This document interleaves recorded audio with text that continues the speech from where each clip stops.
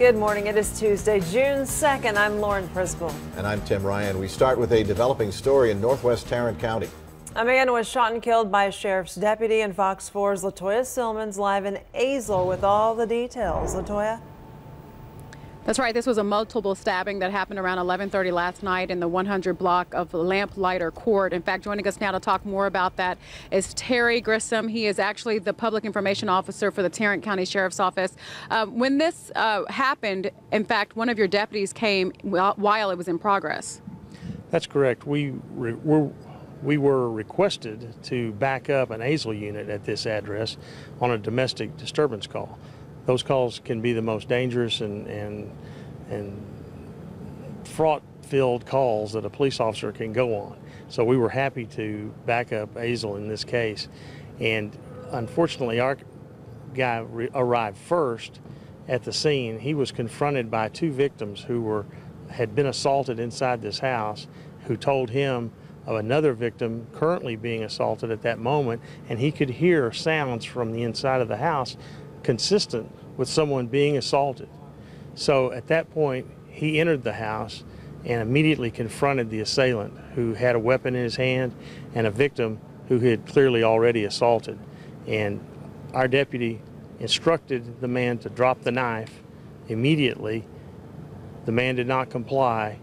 He feared for his life and the life of the victim, so he discharged one round from his service weapon, and the assailant was deceased on the scene. Okay, and what can you tell us about the victims? Two of the victims, we had two females, one male. One female was care flighted, left the scene in serious condition.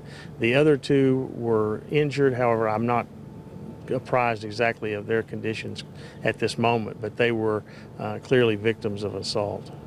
Do you think that the deputy possibly saved that one woman's life, the one who was being stabbed as he was going inside?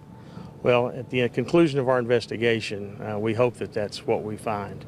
That's what our guys are trained to do. Domestic disturbances are hard enough when you have multiple officers, but in this case, when you have multiple victims present in your presence, the officer or the deputy had nothing else he could do but to go in and help, and that's what he did. And so right now we're thankful that and we're hopeful that the three victims will recover.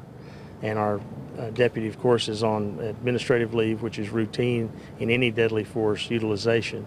However, we hope that at the conclusion of the investigation, we can say that we have a heroic deputy in his actions last night. But again, we don't want to jump the gun. We've got a lot of work to do. I understand. Thank you so much for joining us this morning. They're not releasing the deputy's name at this time, and also the names of the victims have not been released. As for the suspect, we're waiting on the medical examiner to identify that person. Reporting live in Azle, I'm Latoya Silman for a Good Day.